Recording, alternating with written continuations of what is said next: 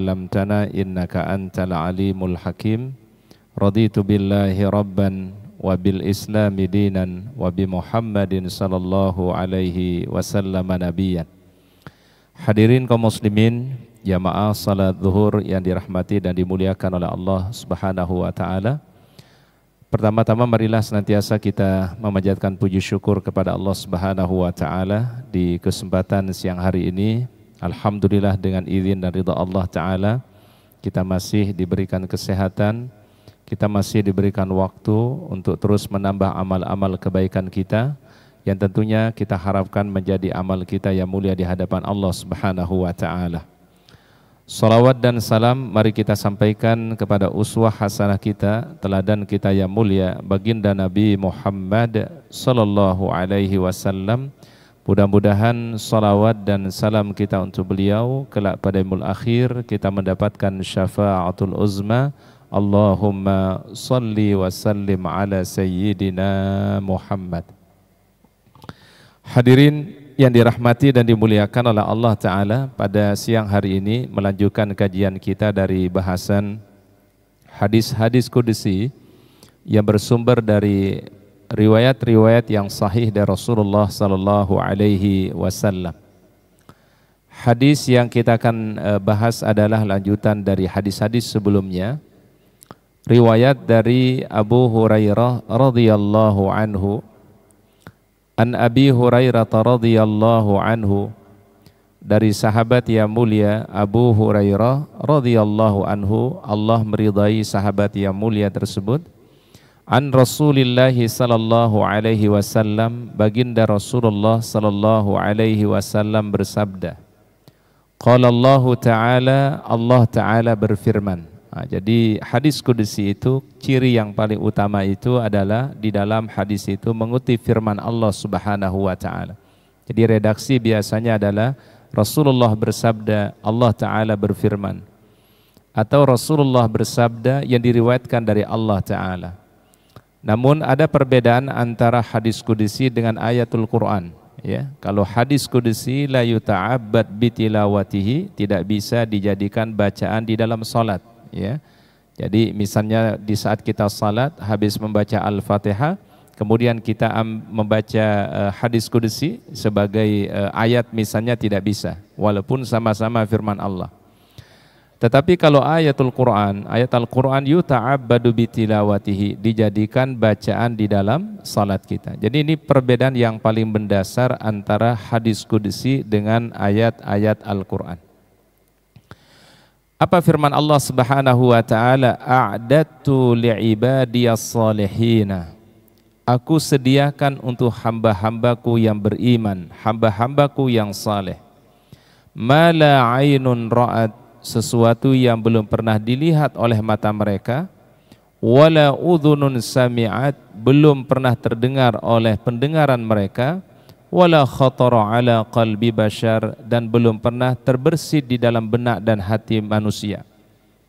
Qala Abu Hurairah radhiyallahu an, ketika beliau mendengarkan riwayat ini dari Rasulullah SAW, maka Abu Hurairah berucap, faqra'u in syi'tum fala ta'lamu nafsun ma ukhfiya lahum min qurrati a'yunin.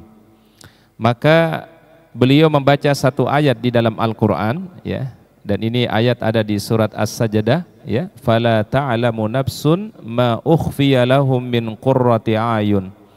Sesungguhnya tidak ada satu jiwa pun yang mengetahui apa yang disembunyikan dari mereka oleh Allah Subhanahu wa taala daripada nikmat-nikmat yang Allah Taala berikan kelak pada yaumul qiyamah. Jadi Allah Taala rahasiakan nikmat-nikmat yang terbaik yang Allah Taala berikan bagi orang-orang mukmin.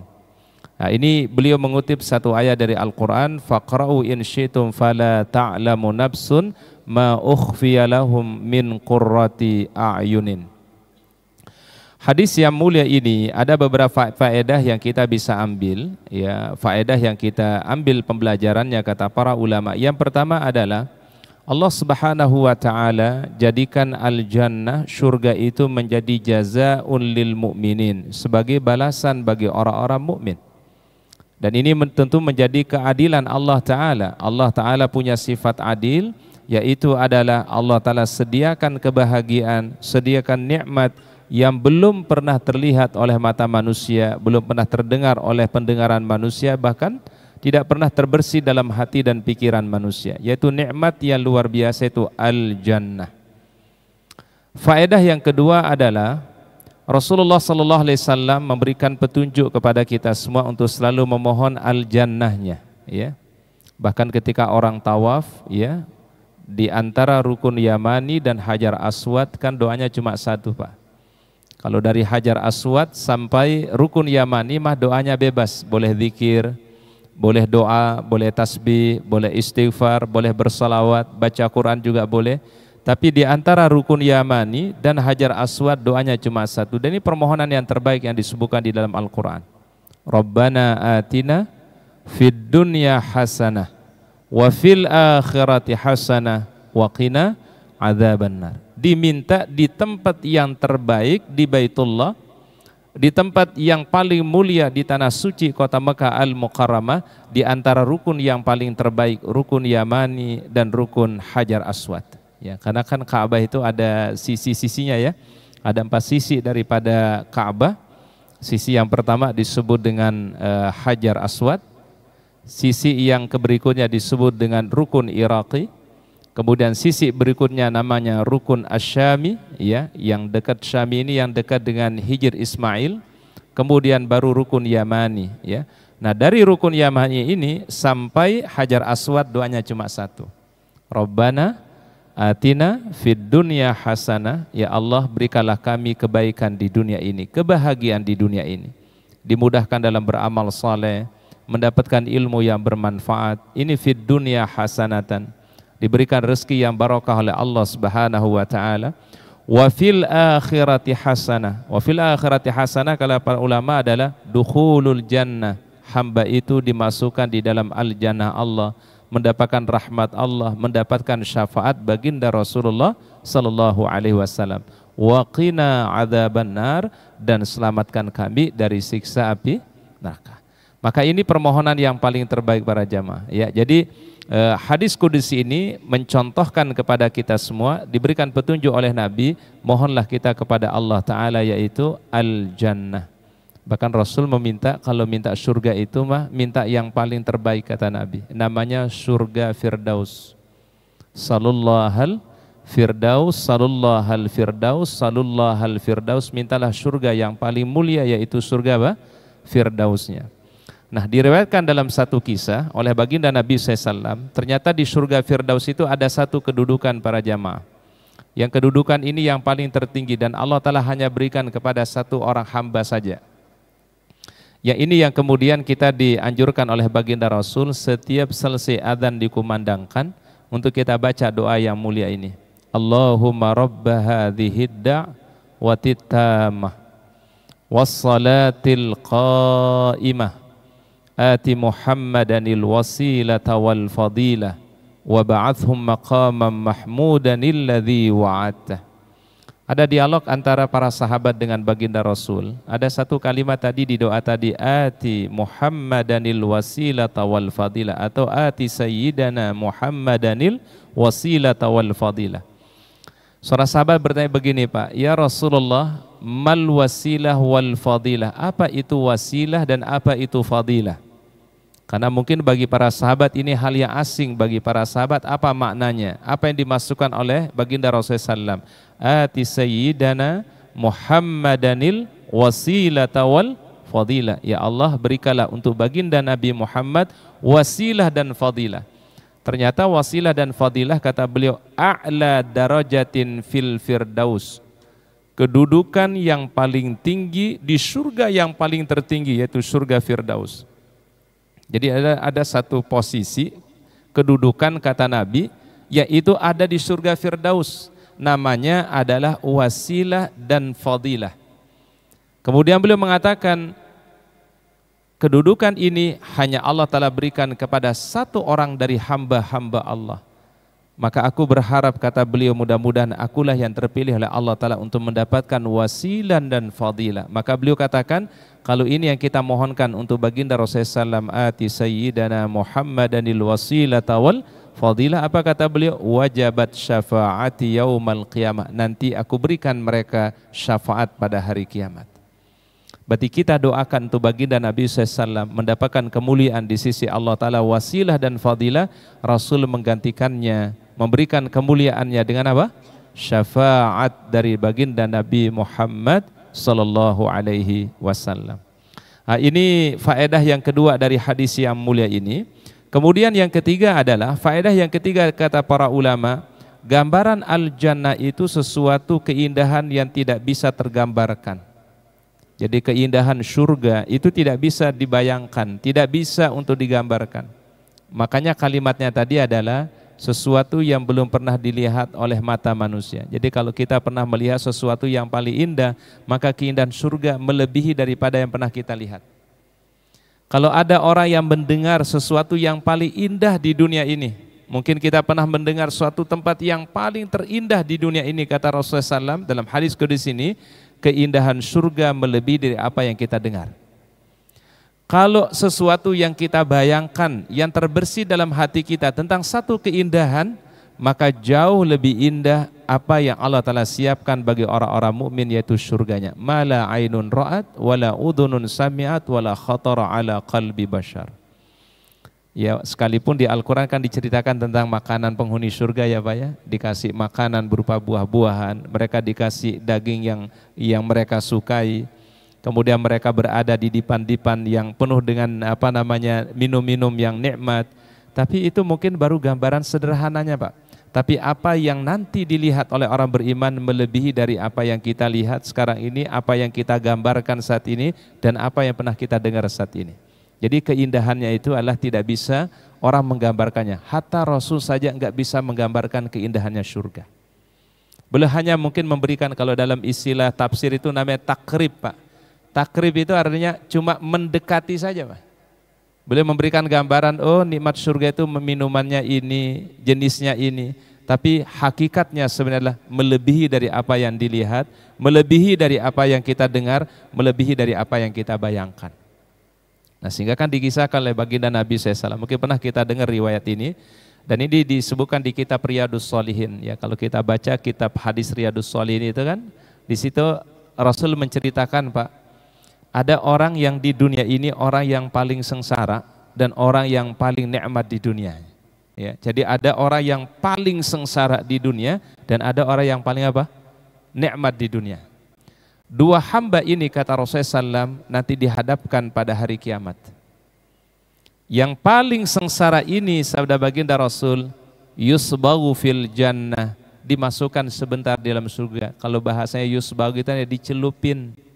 Dimasukin sebentar kemudian dinaikkan kembali oleh Allah. Kemudian Allah Ta'ala bertanya, wahai hambaku, apakah engkau merasa kesulitan sebelumnya, penderitaan sebelumnya? Apa kata hamba ini? Ma marartu alayya min bu'sin. Ya Allah, belum pernah aku melewati kesusahan, kesulitan, kesedihan dan penderitaan sebelumnya. Hanya cuma sebentar dimasukkan dalam surganya Allah. Kesedihan yang dia lewati, kesusahan yang dia lewati sepanjang kehidupan dunia itu, semua seketika berubah. Sebaliknya sabda baginda SAW dikisahkan dalam itu, orang yang paling paling bahagia, paling mendapatkan nikmat, Allah Ta'ala celupkan sejenak finnar, ya, dimasukkan sebentar dia pindah, yusbagu finnar, cuma ditaruh sebentar aja dia pindahkan, kemudian dinaikkan. Allah Ta'ala bertanya, hal marata alayya min ni'mat, apakah engkau pernah merasakan nikmat sebelumnya? Apakah engkau pernah merasa bahagia sebelumnya? Apa kata hamba ini? Ya Rabbi ma maratu alayya min ni'matin. Belum pernah saya merasa nikmat sebelumnya, belum pernah merasa bahagia sebelumnya. Bayangkan dalam waktu yang singkat hanya diletakkan sebentar di api neraka tadi, kemudian nikmat yang dia rasakan di dunia hilang seketika. Ini berarti gambaran yang begitu luar biasa, bagaimana nikmat surga itu yang luar biasa, tapi juga dahsyatnya daripada siksa Allah Subhanahu wa Ta'ala. Maka ada sunnah dari baginda Nabi SAW, terutama habis sholat fardu ya, kita baca ucapan Allahumma ajirni minan nar, Allahumma ajirni minan nar, Allahumma ajirni minan nar. Walaupun di sini nanti ada perbedaan para ulama mazhab. Ada yang mengatakan doa ini dibaca setiap selesai sholat fardu. Berarti kalau setiap sholat fardu berarti bacanya 5 kali. Tapi satu madhab para ulama mengatakan dibacanya hanya di 2 waktu salat, ba'dal maghrib dan ba'da subuh. Ya, kami ulangi sekali lagi, ada perbedaan pandangan di antara para ulama mazhab. Ada yang mengatakan doa Allahumma ajirni minan nar ini dibaca setiap selesai 5 waktu. Berarti subuh, zuhur, asar, maghrib, isya. Setiap selesai salat 5 waktu dibaca sebanyak 7 kali. Tapi riwayat yang lain, pendapat yang lain dari para ulama disunnahkan dibaca di 2 waktu saja, yaitu ba'dal maghrib, habis salat maghrib, wa ba'da subuh ya, dan setelah salat subuh ya. Ini riwayat yang disebutkan oleh para ulama. Kemudian berikutnya adalah hadis qudsi berikutnya, an Abi Hurairah radhiyallahu anhu, dari sahabat yang mulia yaitu Abu Hurairah radhiyallahu anhu. An Rasulillah sallallahu alaihi wasallam, dari baginda Rasulullah sallallahu alaihi wasallam, beliau bersabda, Allah Subhanahu wa taala berfirman, ya. Apa firman Allah Subhanahu wa taala? Yatanazzalu Rabbuna ta'ala kullu lailatin, setiap malam Allah taala turun untuk menyaksikan hamba-hambanya yang memenuhi pada malam itu untuk ibadah. Hina yabqa thuluthul lailil akhir, ketika tersisa dari sepertiga malam daripada waktu ya, jadi sepertiga malam yang terakhir ya. Jadi Allah Subhanahu wa taala mempersaksikan hamba-hambanya terutama di sepertiga malam yang terakhir. Fayaqulullahu taala, lalu Allah taala firmankan, man yad'uni fa astajibu lahu, siapa yang berdoa maka aku kabulkan, aku ijabah doa-doa mereka. Man yas'aluni fa'utiyahu, siapa yang meminta, memohon, aku akan berikannya. Wa man yastaghfiru li fa'aghfiru lahu, dan siapa yang memohon ampunan, aku akan memberikan ampunan untuk hamba-hambaku. Hadis yang mulia ini riwayat Imam Al-Bukhari dengan sanad yang sahih dari Rasulullah sallallahu alaihi wasallam. Pembelajaran yang kita bisa ambil dari riwayat ini yaitu yang pertama adalah fadlu salat qiyamil lail ya, keutamaan tentang salat malam. Baik salat malam dalam arti yang umum ya, baik salat malam apapun yang dilakukan, misalnya taubat, istikharah, kemudian apalagi hajat, disebut dengan qiyamul lail. Atau qiyamul lail dalam arti yang lebih spesifik yaitu tahajud dan witir. Nah, berarti istilah qiyamul lail itu sebenarnya istilah yang lebih apa Pak? Lebih umum. Kalau tahajud itu lebih apa? Spesifik. Ya karena sebenarnya setiap sholat yang dilakukan di malam hari itu disebut dengan apa? Qiyamul lail. Tetapi kalau dilakukan qiyamul lail itu setelah orang itu adalah istirahat di malam harinya disebut dengan tahajud. Jadi ada penyebutan yang lebih umum, ada penyebutan yang lebih apa? Khusus. Ya, jadi kalau secara spesifik kalau disebut qiyamul lail itu tahajud. Tapi kalau disebut secara umum yang disebut dengan salat malam ya qiyamul lail. Ya, salat tarawih itu kan disebut apa Pak? Qiyamul lail atau tahajud? Qiyamul lail. Ya, orang tarawih di bulan Ramadan itu qiyamul lail. Atau kita melaksanakan istikharah habis salat Isya disebut qiyamul lail. Salat taubah, salat Isya misalnya qiyamul lail. Jadi kalau secara umum disebut dengan qiyamul lail, tapi kalau secara spesifiknya disebut dengan tahajud. Dan Allah Ta'ala sebutkan di dalam Al-Quran di surat Al-Isra ayat 79, A'udzubillahi minasyaitonirrajim, Bismillahirrahmanirrahim, wa minal laili fatahajjad bihi nafilatan lak, asa ayyab'athaka rabbuka maqaman mahmuda.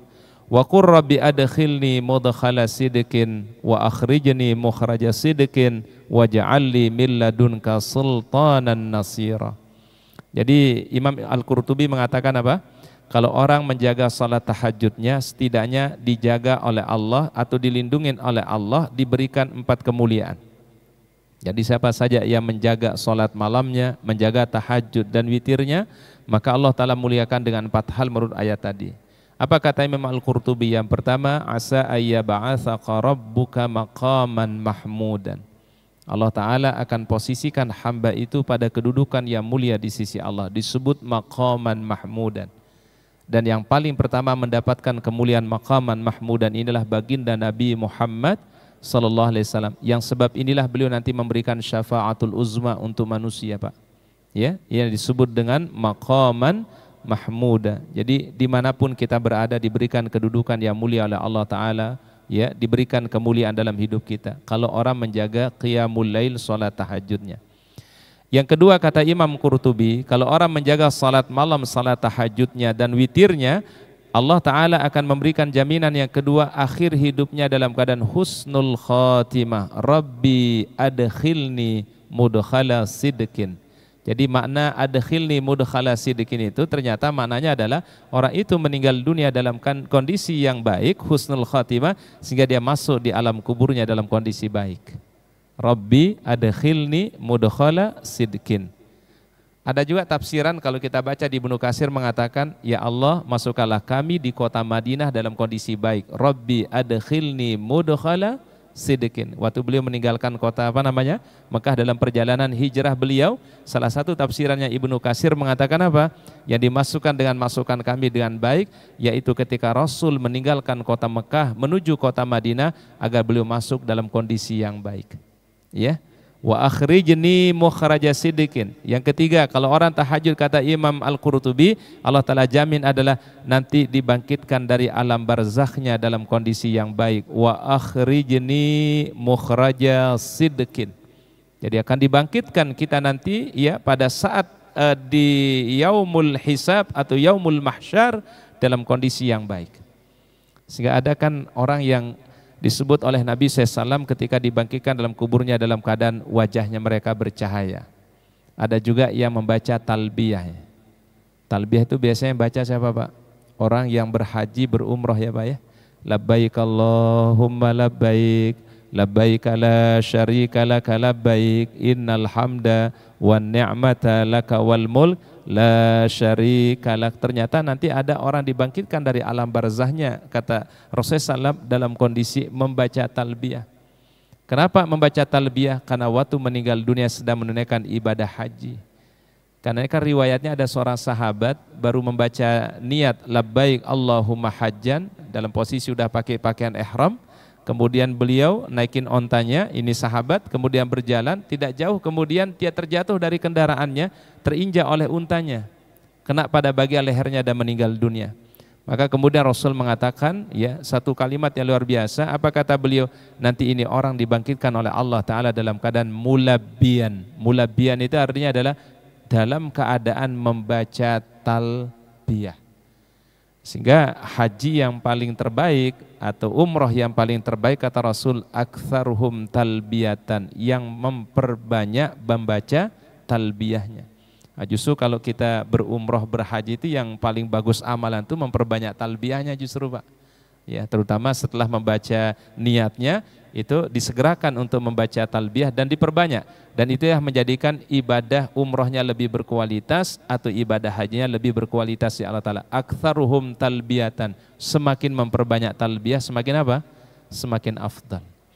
Baik, kemudian jaminan yang keempat kata Imam Al-Qurtubi adalah waj'alli min ladunka sultanan nasira. Allah Ta'ala jadikan doa-doanya, permohonan-permohonannya diijabah oleh Allah Subhanahu wa Ta'ala. Nah, ini yang tadi disebutkan di hadis qudsi ini, ya. Nah, faedah yang ketiganya adalah ketika orang itu bangun salat malam atau salat tahajud dan witir, maka kemudian Allah Ta'ala bertanya, man da'ani fa astajibu lahu. Kalau dia berdoa, doanya aku kabulkan. Ini berarti waktu yang paling apa, Pak? Paling mustajab, ya. Wa man sa'alani la'utiyanna. Kalau dia memohon sesuatu, kebaikan dunia, kebaikan akhiratnya, kebaikan untuk agamanya, kebaikan untuk pekerjaannya, kebaikan untuk profesinya, bisnisnya dan seterusnya, kami akan berikan apa yang menjadi permohonannya. Wala in istaghfarali, kalau dia mohon ampunan, aku akan memberikan ampunan kepada hambaku ini, kata Allah Subhanahu wa Ta'ala. Maka sa'atul istighfar, waktu istighfar terbaik itu para jamaah adalah setelah sholat tahajud sampai masuk waktu adzan fajar atau adzan subuh. Itu istighfar yang paling terbaik, Pak.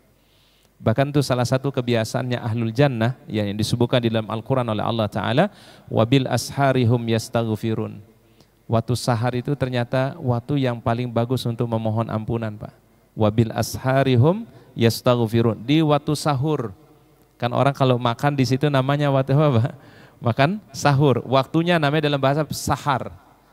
Jadi kalau Ustadz boleh kami katakan bahwasannya bahasa Arab itu membagi waktu itu paling banyak, Pak.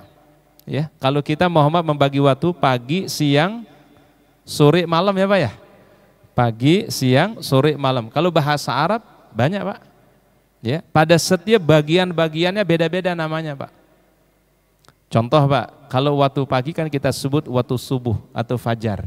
Betul ya, Pak ya? Ditandakan dengan masuk waktu apa, Pak? Waktu adzan subuh. Nanti kalau sudah mulai terbit matahari, beda lagi nama waktunya, Pak. Namanya syuruk. Ya, namanya waktu apa? Syuruk atau boleh disebut isyraq. Naik sedikit matahari, beda lagi nama waktunya, namanya duha. Makanya para jamaah yang ingin melaksanakan sholat duha, berapa menit dari waktu syuruk, kata para ulama kurang lebih sekitar 15 menit, 20 menit, itu udah masuk waktu yang berbeda namanya waktu duha. Waktu apa namanya, Pak? Duha. Nanti berjalan waktu duha ini, Pak, ada waktu sebelum zuhur, namanya zawal. Ya, waktu apa namanya, Pak? Zawal. Zawal itu artinya tergelincir matahari. Kemudian baru masuk waktu apa, Pak? Zuhur. Ya, jadi bayangkan waktunya beda-beda tuh, Pak ya. Jadi ada waktu subuh, tadi waktu syuruk, ada duha, ada apa namanya? Zawal. Ya. Kemudian setelah itu zuhur, kemudian asar, ya, kemudian maghrib, ini udah biasa mungkin ya, Pak ya. Nah, kemudian nanti waktu malam itu dibedakan waktunya oleh para ulama. Kalau bahasa itu berbeda. Ada namanya ats-tsuluts al-awwal, sepertiga malam yang pertama, terhitung dari Isya sampai sekian jam ke depan, 3 jam pertama itu namanya ats-tsuluts al-awwal, sepertiga malam pertama. Ya berarti kurang lebih dari jam 8 sampai jam 11 mungkin ya, Pak ya. Itu namanya sepertiga malam yang pertama, ats-tsuluts al-awwal. Dari jam 11 sampai kurang lebih sekitar jam berapa? 3 jam berikutnya, ya 12, 1, 2 sampai jam 2 namanya ats-tsuluts ats-tsani, sepertiga malam yang kedua. Dari jam 2 sampai waktu menjelang subuh itu namanya ats-tsuluts al-akhir, sepertiga malam terakhir. Nah, ada waktu yang terjadi sebelum subuh, waktunya kurang lebih kalau para sahabat dulu mengukurnya itu adalah seperti Rasul membaca 50 ayat dari Quran. Jadi kalau kita baca 50 ayat dari Al-Quran, itulah waktu yang paling terbaik sebelum adzan subuh, namanya sahar. Apa namanya, Pak? Sahar. Hurufnya sahara, sahar. Orang yang makan di waktu itu namanya sahur. Makanya sahur itu kalau orang berpuasa bagusnya diakhirkan, betul Pak ya? Ya, diakhirkan waktu sahurnya. Kalau dulu para sahabat mengukurnya adalah sahurnya Rasulullah SAW dengan waktu subuh atau adzan subuh, khamsina ayatan minal Quran, seperti kalau kita membaca 50 ayat dari Al-Quran. Tentu dengan bacaan yang pelan ya, bukan terburu-buru. Mungkin kalau diperkirakan ya, kurang lebih sekitar setengah jam atau 25 menit sebelum adzan subuh. Itulah waktu yang paling terbaik untuk beristighfar kepada Allah. Nama waktunya adalah sahar. Kalau orang makan di situ namanya apa? Sahur. Makanya Rasul mengatakan tasahharu fa inna fis sahuri barakah. Ya, jadi masya Allah waktu di dalam dalam bahasa Arab atau dalam syariat itu, Pak, beda-beda namanya, Pak. Ya, kalau kita sekali lagi tadi ya pagi, siang, sore, malam. Ya, kalau dalam bahasa itu lebih dari beberapa istilah yang digunakan oleh para ulama. Baik, wallahu alam bisawab, mungkin itu yang bisa kita kaji pada kesempatan siang hari ini, beberapa hadis-hadis kudusi dari baginda Rasulullah sallallahu alaihi wasallam. Semoga kita bisa mengambil faedah, mengambil ilmu yang bermanfaat, dan mudah-mudahan kita diberikan keistiqomahan oleh Allah Subhanahu wa taala. Mari kita tutup dengan doa bersama, kita memohon kepada Allah taala mudah-mudahan apa yang menjadi hajat kita pada siang hari ini ya, Allah Ta'ala kabul, Allah Ta'ala ijabah. Saudara-saudara kita mungkin yang sedang diuji dengan sakit, Allah Ta'ala ya berikan kesembuhan. Tadi juga ada mungkin anak dari jamaah ya masjid yang sedang sakit, kita doakan juga mudah-mudahan Allah Ta'ala berikan kesembuhan, diberikan kesabaran oleh Allah Ta'ala. A'udzubillahi minasyaitonir rajim. Bismillahirrahmanirrahim. Alhamdulillahirabbil alamin hamdan na'imin hamdan syakirin hamdan yuafi ni'amahu yukafi mazidah. Ya Rabbana lakal hamdu kama yanbaghi li jalali wajhikal karim wa 'azimi sultanik. Allahumma salli ala sayidina Muhammad wa ala ali sayidina Muhammad. Rabbana zalamna anfusana wa illam taghfir lana wa tarhamna lanakuna minal khasirin. La ilaha illa anta subhanaka inna kunna minadh dhalimin. Allahumma la tada' lana dhanban illa ghafarta wa la hamman illa farajta wa la maridan illa syafaita wa la hajatan min hawaijid dunya wal akhirah illa qadaitaha wa yassartaha ya rabbal alamin. Allahumma ya muqallibal qulub tsabbit qulubana ala dinika. Allahumma ya muqallibal qulub tsabbit qulubana ala dinika. Allahumma rzuqna taubatan nasuhan qablal maut. Allahumma rzuqna taubatan nasuhan qablal maut. Allahumma ya hayy ya qayyum ya dzal jalali wal ikram. Hasbunallahu wa ni'mal wakil. Hasbunallahu wa ni'mal wakil. Ni'mal maula wa ni'man nasir. Rabbana taqabbal minna innaka antas samiul alim wa tub alaina innaka antat tawwabur rahim. Rabbana atina fid dunya hasanah fil akhirati hasanah wa qina adzabannar. Da'wahum fiha subhanakallahumma wa tahiyyatuhum fiha salam wa akhiru da'wahum anil hamdulillahi rabbil alamin. Subhanakallahumma bihamdika asyhadu an la ilaha illa anta astaghfiruka wa atubu ilaik. Assalamualaikum warahmatullahi wabarakatuh.